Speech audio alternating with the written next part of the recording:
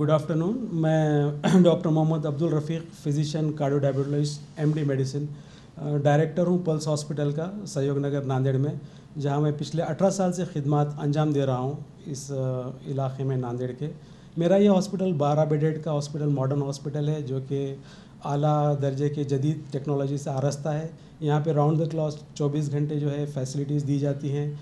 इसमें एडमिट करने की सुविधा, ओपीडी विभाग, आईपीडी विभाग, मेडिकल, इन हाउस फार्मेसी वगैरह 24 घंटे सब चालू रहते हैं।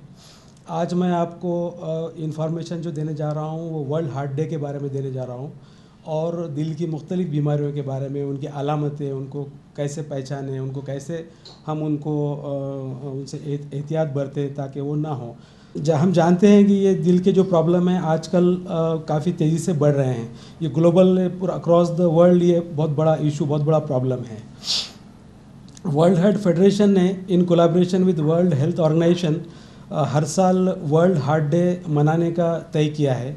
और इस वर्ल्ड हार्ट डे में दुनिया भर में सब तरफ, हर मुल्क में, हर हॉस्पिटल में छोटे मोटे प्रोग्राम, मीडिया को इन्वॉल्व करके हर लेवल पर एक्टिविटीज़ वगैरह, कैंप्स वगैरह करके, इसका ये मेन मकसद तो यही होता है कि पब्लिक को ज़्यादा से ज़्यादा हार्ट की बीमारियों के बारे में अवेयर किया जाए। उनको बताया जाए कि हार्ट की बीमारियों को किस तरह से रोका जा सकता है, किस तरह से उसको टाला जा सकता है ताकि आगे के पेचीदगियों से बचा जा सके। ख़ास तौर पे उनका अवेयरनेस हमें बढ़ाना है इस प्रोग्राम के ज़रिए। इसलिए ये प्लेटफॉर्म वर्ल्ड हार्ट फेडरेशन ने WHO को साथ में लेते हुए ये डिसाइड किया है। ये जो WHO है, ये जो जिनेवा में है, वर्ल्ड हार्ट फेडरेशन के साथ में काम करता है। अब इसके बाद में जो मैं आपको बताने जा रहा हूँ कि ये लोग जो है हर साल में एक थीम, यानी कि एक मौजू तय करते हैं। उसे कहते हैं कि वर्ल्ड हार्ट डे थीम। इस साल का जो उन्होंने चुना है वो है be a heart hero, make a promise. यानी कि एक ऐसे इंसान बनो जो कि हार्ट जिनका तंदुरुस्त और मजबूत हो, और ये प्रॉमिस करो कि उसको ज़िंदगी भर वैसे ही मजबूत और तंदुरुस्त रखेंगे।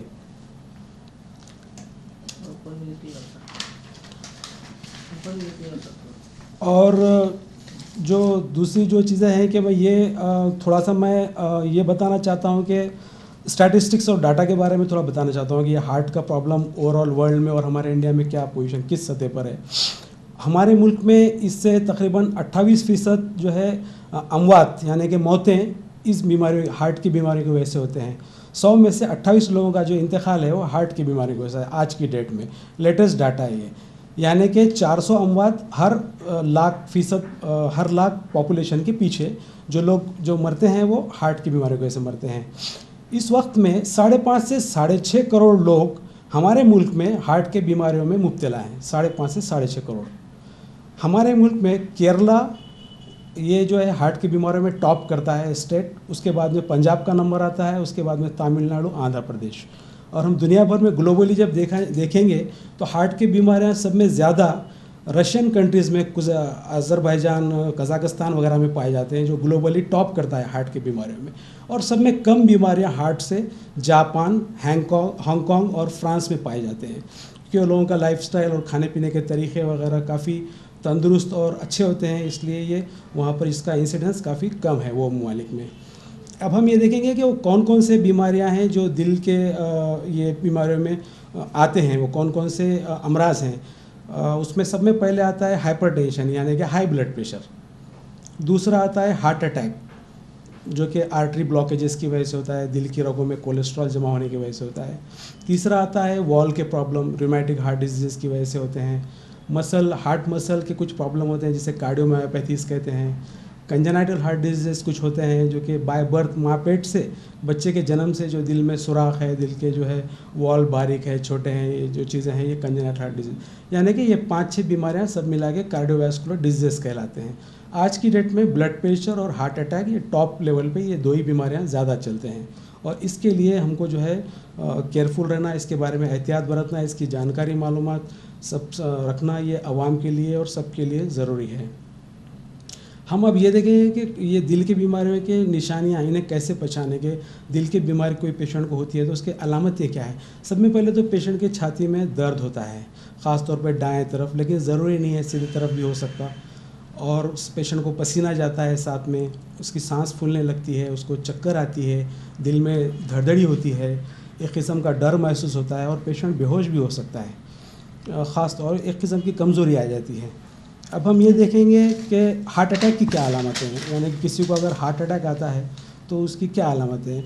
उसमें दाएं तरफ के सीने में शदीद दबाव महसूस होता है, वो दर्द दाएं हाथ में जाता है, शदीद पसीना आता है, पेशेंट को की सांस फूलने लगती है, उसको घबराहट होती है, दम लगता है और एक किस्म की चेहरे पे पीलापन यानी कि जिसे पैलोर कहते हैं वो आ जाता है और पेशेंट का टोटल बॉडी पे से कंट्रोल चले जाता है। तो ये अलामतें हर अवाम ने, हर पब्लिक ने ये जो है इसको अपने जहन में रखना है।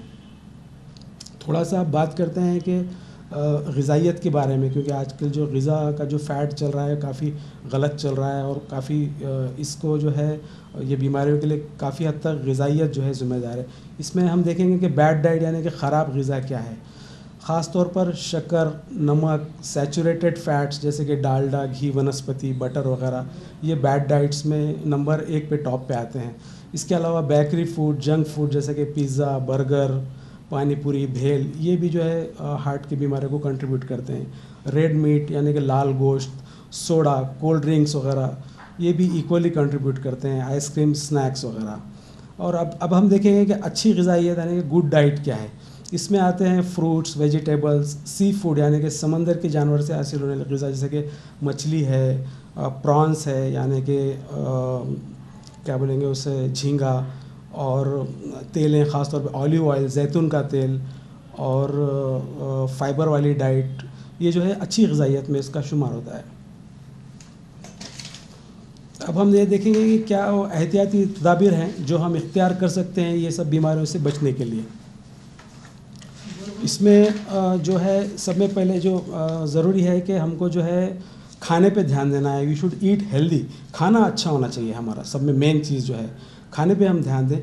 हम we should be active, exercise करना चाहिए, we should get active ourselves, daily आधा 1 घंटा एक्सरसाइज करना चाहिए। बाद में जो है उसके बाद में स्मोकिंग अगर कोई करते हैं, टोबैको, अल्कोहल कोई लेते हैं, तो ये सब बंद करना चाहिए। अपने वज़न को एक आइडियल वेट जो है उसमें मेंटेन करना चाहिए as per the body mass index, as per the उम्र और उसके हाइट के हिसाब से बंदे का वज़न हो। तो वज़न पे कंट्रोल हो, खाने पीने पे कंट्रोल हो, स्मोकिंग, ज़र्दा, ड्रिंक वगैरह करता हो तो वो ना करे, अपने ब्लड कोलेस्ट्रॉल को और ब्लड शुगर को कंट्रोल में रखें।